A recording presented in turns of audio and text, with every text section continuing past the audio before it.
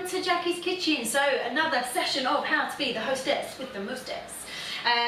This is one of my favourite little nibbles to take to parties. Like I've kind of mentioned before, I can't have dairy, can't have gluten, and often party food is loaded with it. So I like to create stuff A, I know I love, and B, that other people will also be able to enjoy it and not know that it's dairy free and gluten free.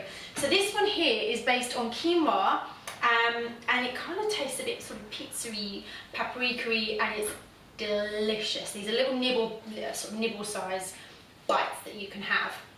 So what do you need? Well, you start with a cup of uncooked quinoa, which should really amount to, I think, possibly about 2 cups cooked, roughly. I'll put the measurements in the recipe.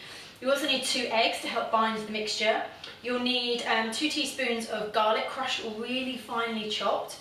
You're also going to need some baby tomatoes, maybe about half a cup. Halve them up, it makes it a lot easier when you put them into the cases to cook.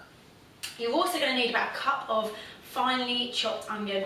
I'm definitely not a chef and I'm not sure mine's that finely chopped, but it will do. It's got a nice zing to it when you bite into them. And the last little thing that we have here are some spices. So we've got 2 teaspoons of paprika, we've got 2 tablespoons of basil, and we've also got 2 teaspoons of oregano or oregano. Oregano? Not too sure, but you know what I mean, on the spices. And literally, this is how easy it's going to be. I'll just move this out of the way. Bowl, quinoa. This is my kind of cooking, by the way. You've got your, just take those eggs out for a second. Chuck everything in. Make sure all the garlic goes in. You've then got your 2 eggs.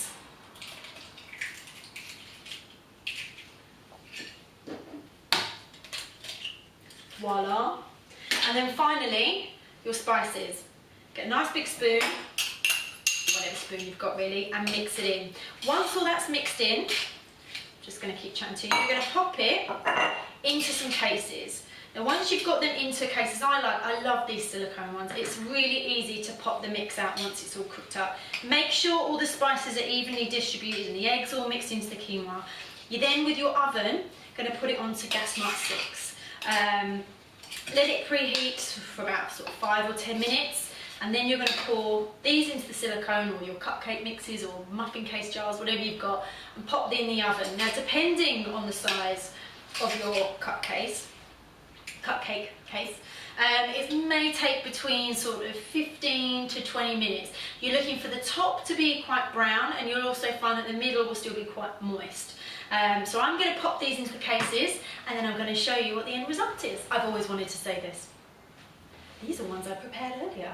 So these are your quinoa bites. They are super yummy. A little bit of burnt top doesn't matter. It gives it a little bit of crunch. It's nice. It's caramelised onions is how I like to describe it rather than burnt.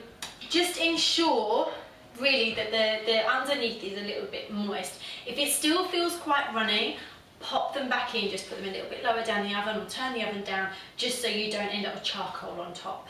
I really, really hope you enjoy these. These are one of my favourite snacks. And I would love to see yours. So have a great day and I'll speak to you soon. Bye!